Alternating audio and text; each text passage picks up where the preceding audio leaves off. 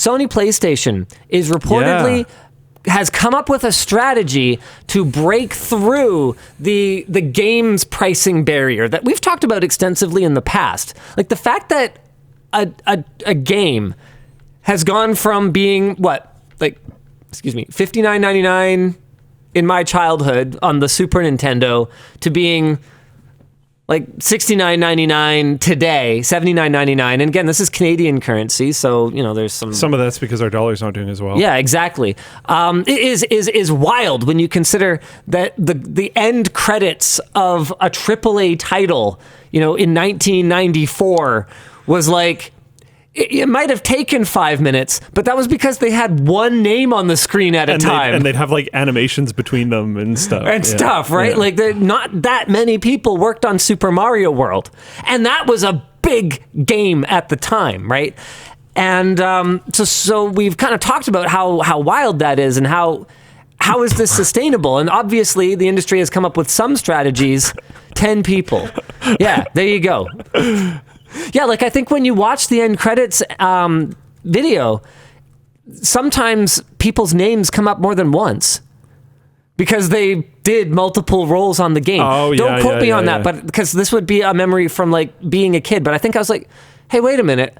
I'm not an expert at Japanese names, but wasn't that the same one I saw? Yeah, don't quote me on that. But I've definitely seen it in some game or another, even if it wasn't Super Mario World. Yeah, over 6,000 people worked on Grand Theft Auto 5. So how is it even possible that these games cost the same amount? Now, obviously, there's economies of scale, right? Yeah. We're selling way more games these days to a much broader, more diverse array of gamers. But and GTA Online is a huge part of that success, being able to continually collect money from the gamers that microtransactions that are playing your game, cosmetics, all of that good stuff.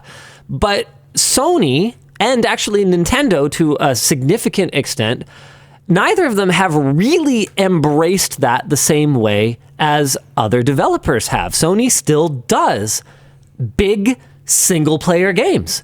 Nintendo still does buy once, cry once. We never discount our games, but for better or for worse, you own them, kind of. Just don't stream them or have a tournament of them.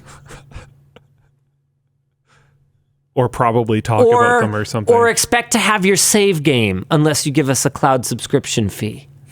Just Nintendo things. Yeah. They seem like an intense bunch over there. Yeah. So Sony has a plan, or PlayStation, excuse me. They're reportedly planning on selling games in parts now for $50 each, which would raise overall prices. I have no idea how the math works on nichegamer.com, but by my math, would raise overall prices by $80 to $100, not to $80 to $100, because according to the article here, they are, and this is from the leak from Insomniac Games. According to the article, they are planning to release the next Spider-Man game in 3 parts for $50 each. And this is something we've seen before with Last of Us, with the Final Fantasy VII remake. Is episodic? Wasn't that a big thing with Telltale back in the day? Is episodic gaming back? Is this and whether you want it, whatever you want to brand it, episodic gaming, one game in parts, however you want to sort of brand it, is this a reasonable compromise to you? Ooh. So, what did you? Hold on. I'm thinking. Okay, so Bobby Kotick, for better or for worse, figured out a way to make that game company successful for its shareholders, and if it isn't successful for its shareholders, it won't exist. Yeah. Which is a cold, hard truth, and it sucks, but it's cold and it's hard and it's the truth. Nice. Is this a better solution than some, refried beans? We scraped some cheese off the floor, we threw it kind of back in there, and it's Call of Duty Modern Warfare 2, the second Modern Warfare 2, Black Ops. So my counter to that is that you're assuming that it's not just going to be both. Well, these are single player experiences. Okay, they probably will still have some cosmetics. I'm sure you can buy a Spider-Man suit and, flamboyant pink if you really want to or whatever. Yeah. But like, is parts of a game better than a whole other game that's just like a crappier game? Like, would you rather have bought Baldur's Gate 3 but 3 times because one for each act, Yes. and for like $150? Yeah. Or would you rather, or would you rather have, or would you rather have Baldur's Gate 2024, Baldur's Gate 2025, Baldur's Gate 2026, and them not be an enormous, beautifully voice acted, rich, immersive game? Now, obviously, they made it work with Baldur's Gate 3. Yeah, they smashed it. But the thing is that they took a home run swing. They did. And those home run swings either go over the fence or they're a pop fly and you're out and you're done. A lot of companies die because of that. Obviously, they killed it. Amazing game. Yada, yada. Look, I was talking to a creator not that long ago who was planning to alter their release schedule from more frequent to, I think their target was going to be one a month or one every 2 months. Hold on. With the rationale being that Mark Rober does it. Ooh. And I kind of went, right. But here's the problem. There is one person on Earth who is Mark Rober. His name is Mark Rober. Just because Mark Rober can... Especially when you have a team behind you. Consistently knock it out of the park. Or at least into the upper bleachers, right? Just because he can do... The guy's a literal rocket scientist, okay? And no offense, this was a very, very smart person who I respect a lot. If they're watching, but they're not Mark Rober. I'm not Mark Rober. Maybe someday Mark Rober won't even be Mark Rober. And you also to do that forever. You also need to be in the right content sphere as well. Yeah. Because you might make a type of content that even if you did smash it out of the park, there just isn't enough people that are interested in that at all to watch it. So there's some problems there too. So it's very challenging. It's a challenging business model to just swing for the fences every single time. It's like it feels dangerous. So are we back to episodic gaming, and is it here for real this time? I guess is my question. Is episodic gaming gonna fix that? Because I feel like it's not episodic gaming. I feel like it's one game, multiple parts. Because if it was episodic gaming, it feels like Warcraft 3 Frozen Throne. In that case, I'm totally down. Genuinely good expansions, totally down. If Baldur's Gate 3 was like, hey, there's an Act 4, it took us a long time, it's going to cost some money, I'm down. Okay, so then you are down. Totally. But I don't think this is what they're talking about. Did you play Wolf Among Us? No. Did you play any of Telltale Games games? No. Okay. So so then I can't even have this conversation with you. Okay, Dan, did you play Wolf Among Us? Yeah, I played Among Us. Okay, cool. Wonderful. Wait, hold on. No, I had to make that joke. Not I'm the sorry. same game. Yeah, no, I played that. Yeah. Yes. Sus. Yes. This guy's sus. No. Okay, is it one game? Or is it 6 games, or however many pieces it was in? Yeah, I don't know. It's difficult. If it's all DLC, right? The story was certainly not over after part 1. And as someone who wasn't familiar with episodic gaming, I was kind of annoyed. When's the next part coming out? But I mean, that's the desired result, right? Give me Half-Life Episode 1, Half-Life Episode 2, same sort of vein, maybe? Yeah, the story wasn't over. Yeah, I don't know if I agree though, because But were they full price? Were they $60 for each of the 6? They were. I forget how much was episode. BG3 hits a conclusion. It could continue, but it hit a conclusion. Warcraft 3 hit a conclusion. It obviously could continue because Frozen Throne, but it did hit a conclusion. These are games that come to an end, a reasonable end, but you could continue the story. It's not a problem, but you're not feeling left out. It's not oh, and they just entered the building that they've been trying to get to this whole time. Game $20 more, please. Please buy part 2. I think that's what's going to happen. I think with there's this, a level of intention, in my opinion, because I've seen some games that launch with day one DLC that's on the disc, that sort of thing. But if you're kind of releasing a $30 game and you're reusing the same assets and you're kind of just expanding on the story, and maybe there's more work that has to be done that way, I could see that as a reasonable level of business model. But I don't think just expanding on the story is fair to the writers. Just saying. I mean... Yeah, get owned. No, I mean... Okay. Sorry, I meant like from the non-technical side of things, right?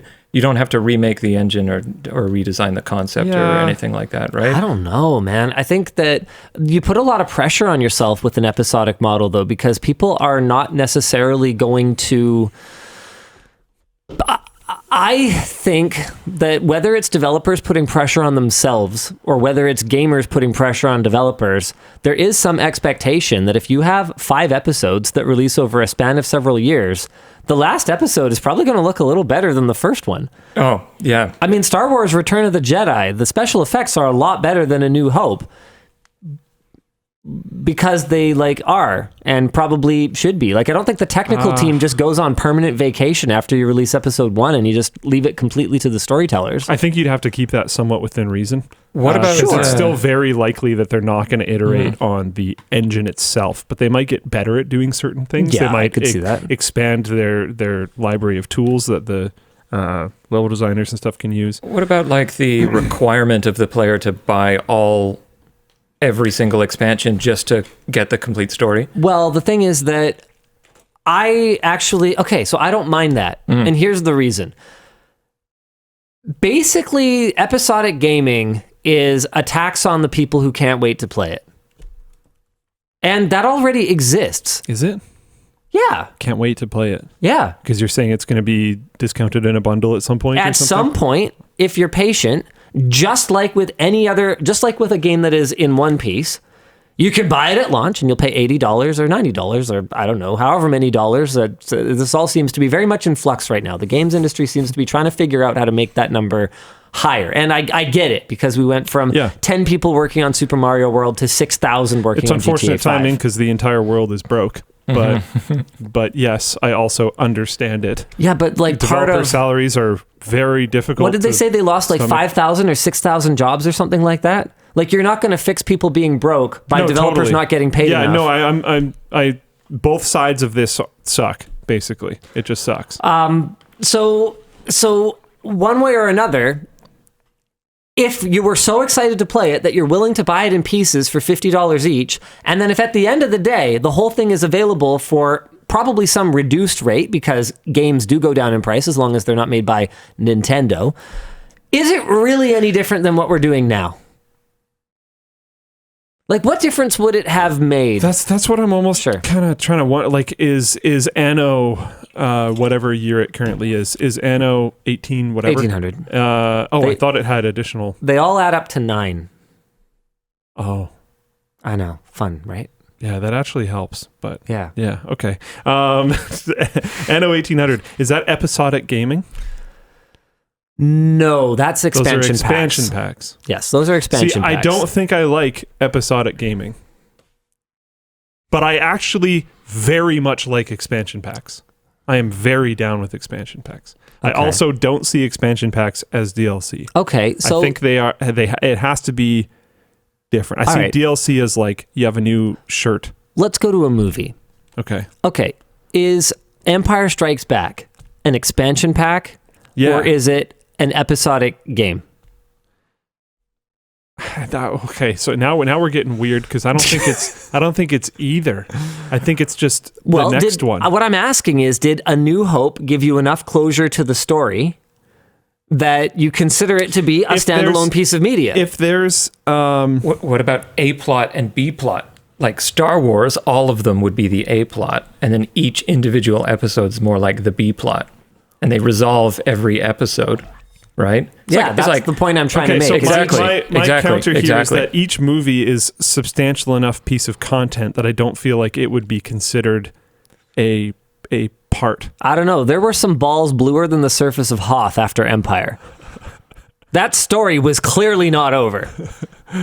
Yeah, but it was a full movie.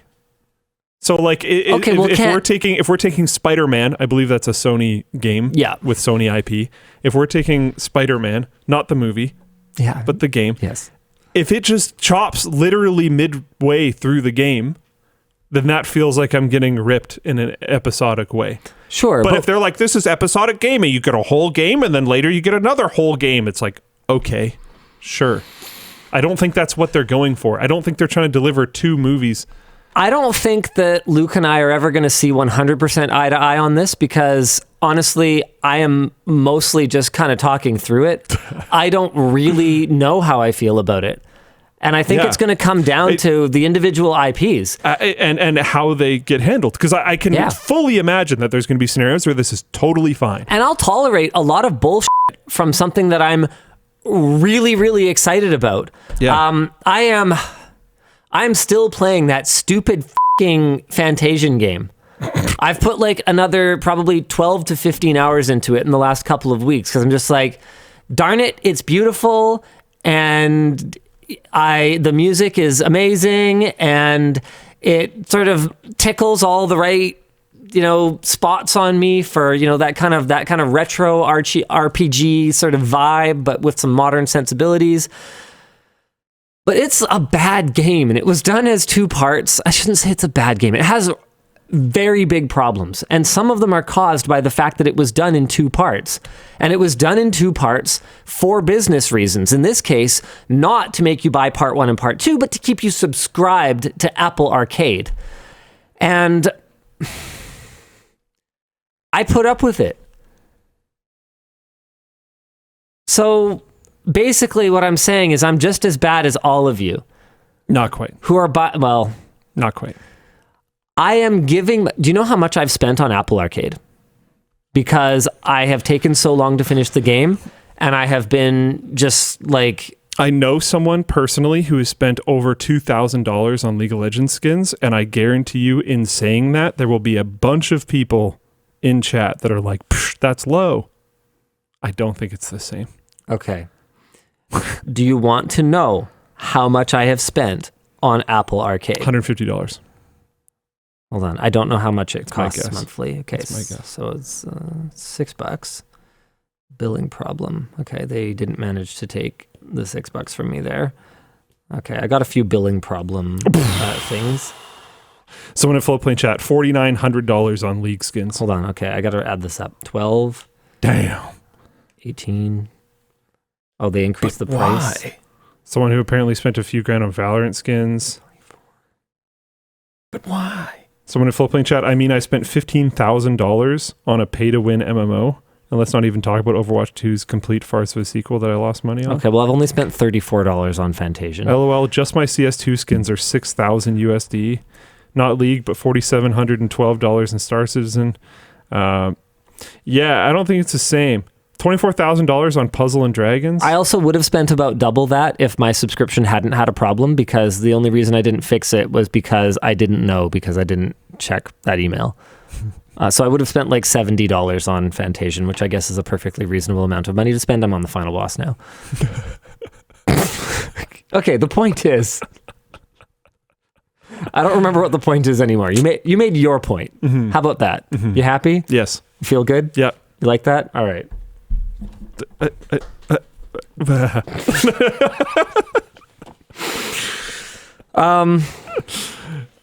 don't know. Episodic gaming. I see the problems, but I think we're gonna accept it for the IPs and the experiences that we really love. I mean, if Valve came out and said, "Yeah, we're gonna do episodes 3, 4, and 5," people would buy the out of them. Oh yeah, no question. I wonder hesitation. How much they would pre-order the out of them. Do you think there's a risk here of shoot self in foot? Like, what if episode 1 comes out, it's cheaper than you'd normally sell a full game for, and people don't like it, and they don't buy the further episodes? I mean, if I had to guess, I'd say that might be the problem with episodic gaming. Yeah. I'm not in the boardrooms at any of these, at Telltale or at Valve or whatever. Does Valve even have a boardroom, or do they just have like lounge chairs? I'm not sure. Probably lounge chairs. Who knows? Are the lounge chairs in New Zealand, or like the boardroom is one Only Gabe enormous Newell's is circular there? table that everyone can fit at.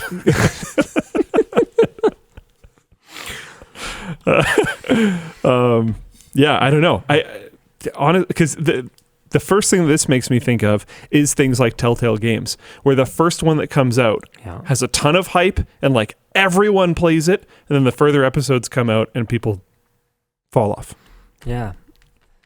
Yeah, Knight Aaron Dykes. I don't know what this is. Anyway, the point is that says people are accepting it with the Final Fantasy VII remake and are paying $70 for part 1 and 2, with a supposed part 3 on the way and a potential part 4 coming too. Yeah, I mean, personally, I'm just going to wait. $280 for a one game? Yeah, That's all just Final Fantasy VII. Well, Final Fantasy VII remake, which has the story has apparently been retooled significantly, so that they do kind of game. It standalone. is just Final Fantasy VII. But it's Final Fantasy VII remake part 1, 2, 3, and 4.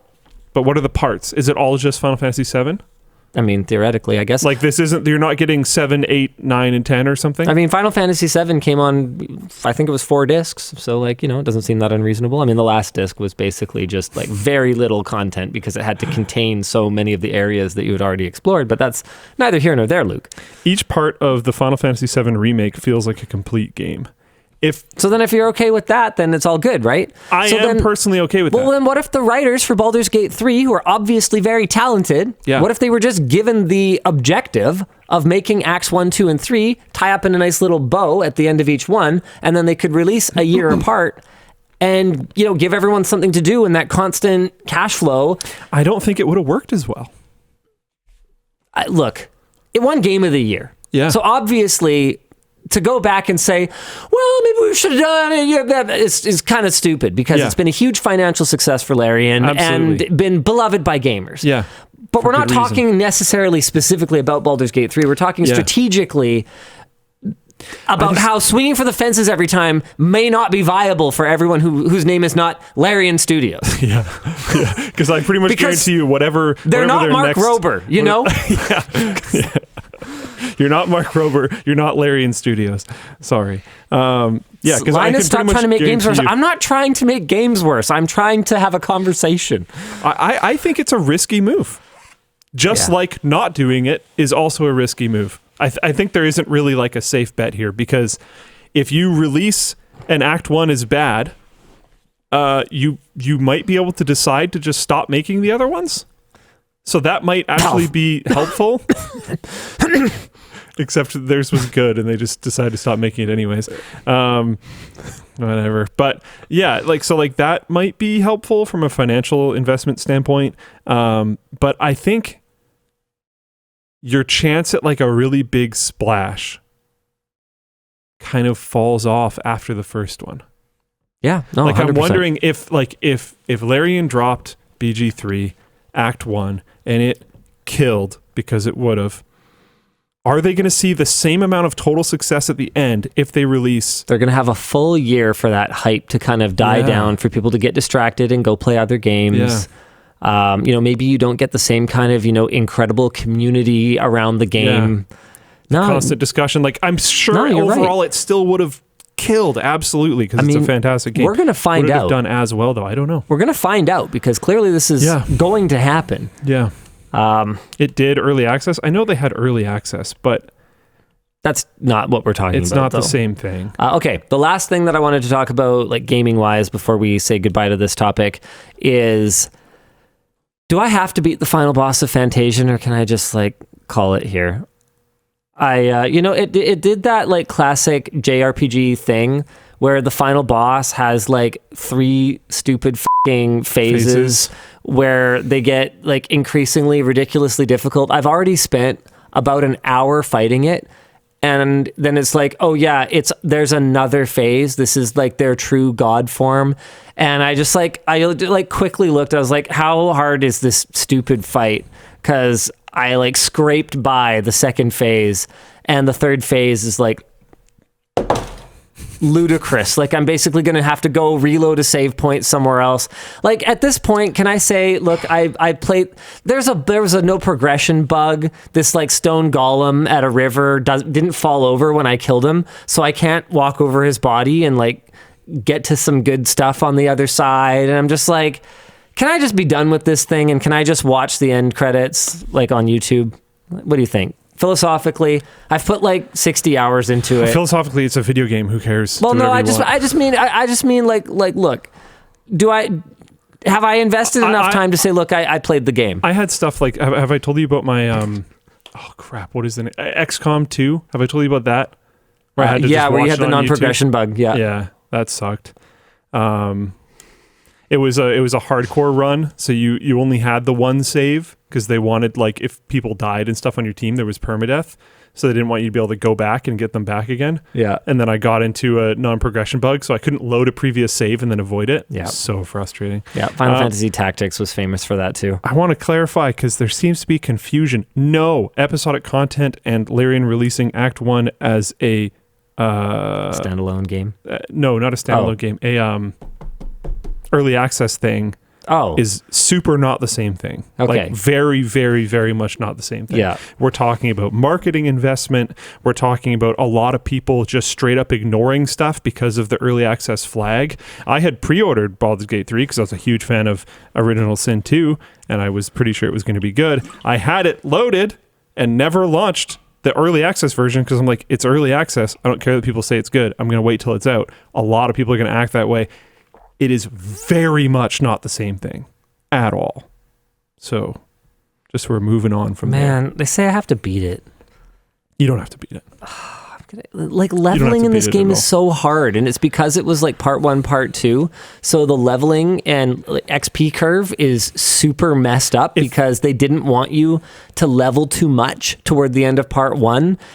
And then in part 2, I don't know what happened. Like there's a whole thing with this game. Like it in conclusion, don't have Apple fund your game and make it exclusive to Apple Arcade. Because there's a lot of problems with it. It's going to take forever. If this was something like Diablo 1, you would use like a trainer or a glitch to boost your team up, and then you would just go through the fight. And by doing that, who cares anyways? So just go watch it on YouTube. But if it was Diablo 1, then you would just respawn back at the thing, spawn a new generated dungeon, go fight level 17 a couple more times, and then fight him. The problem is that it's really, really difficult in this game to farm XP. That's the issue. Is that it will take forever to grind levels. And I just don't think I care. The tedium of that does not sound valuable to me. Yeah, all right. If it was a difficulty thing. And yes, Jack Smoo says, you don't have to beat a game that's basically forcing you to keep a subscription by making the game harder than it needs to be. Now, to be clear, there's a lot of things about the game that are hard in ways that are really creative and really cool. I don't think I have ever played an RPG where the boss fights are that unique and that different. Like you have a party that's, I think, a total of 8 characters, and you can swap them in and out anytime you want in a fight, except when you can't, which is really obnoxious. And I don't think anyone has had exactly the same strategy. You know, everything from, rocks that go around the boss that you have to like time to try to get your attacks through or around, because different attacks either strike from the top down, or they go around, or they penetrate, or they can be blocked, but they're more powerful. Like it's actually got a ton of depth to the combat. I had some people really upset with me about what I said about Sea of Stars last week, where I said I found the combat kind of bland. Is it because of In Contrast? In contrast to Fantasian and Chained Echoes, it is bland. I mean, Chained Echoes is easy, so that's a problem with that, because you just highlight any enemy and it's like, yeah, here's the weaknesses and like here's how much health it has. So I hear all of that, but Ether Dark in Full Plane Chat said it well. He said you're being milked. If part of the game design is like make them take a long time, make it really annoying, they're really invested by the end of the game, they're going to keep going. Like, I don't know. We'll get them hooked on the myth that is excellent boss battles. Yeah. All right, here's what I'm going to do. I'm going to cancel my Apple Arcade subscription right now. And if you can beat it in time, then good. And if I beat it in time, then I'm done. And if I don't, then I'm not. And as far as I can tell, seems fair enough. My save game will not be retained. That was a big thing for me. That's the reason that I waited so long to play this game. Your save game will not be... Yeah, because it's stored in the cloud. Isn't that ridiculous? So that's why I held out for so long until I found out, because I didn't actually know, because I didn't look into it, that the game was completely funded by Apple. And I was like, oh, all right. Well, this is just never coming to anything. Like, I thought it was just an exclusivity deal. As far as I can tell. You can't like back up the save game in iCloud? That's disgusting. Well, yeah, but I'm not going to pay for Makes iCloud. me angry. I thought there was a certain amount of iCloud that's free, like Google Drive. I don't know. Yeah, I have no idea. Maybe. Guys, let me know. Let me know. Can you pirate the game? I mean, not unless you've found an iOS emulator. Like, not that I'm aware of. So, you know what? 5 gigs of storage for free. I don't know if that's possible at all. I just don't think I don't know if your Apple Arcade save games Apple Arcade? go there. Yeah. Arcade. Apparently it's restored when you resubscribe, but I mean, after how long? Because I will never resubscribe to Apple Arcade. So I really wanted to wait until it was available on a platform where I could back up my save game. I wanted to play it on PC, but now at least, you know what? I'm saying I've played it. Yeah. I left it paused last night because it was really late, and I was like, this is ridiculous. I can't believe this is going to be like another hour of fighting this stupid thing. His health and his damage double with each phase. And you've seen each phase, right? I've seen the first 2 phases. I'm about to see the 3rd phase. Okay. I think that I could just say, yeah, I could have gone in, like, got the legendary, whatevers, and grinded for more upgrade crystals and whatever. Is there adventure / story to getting that legendary thing you just mentioned, or is it just grinding? Not much. Okay. I've solved most of the quest stuff. There's like this void realm that you can go to. As far as I can tell, it just has like some juiced up versions of some monsters you fought before. It seems kind of lazy and tacked on. Okay. So I think I'm just not going to bother. Lazy and tacked on, like a pool of experience that they decided to increase the difficulty by, so that you had to spend more time playing the game. Maybe. Yeah. Fantasian playtest on Steam. Fantasian playtest. I know that it's listed. I know that it was listed on Steam. This happened well after I had already moved pretty deep into it.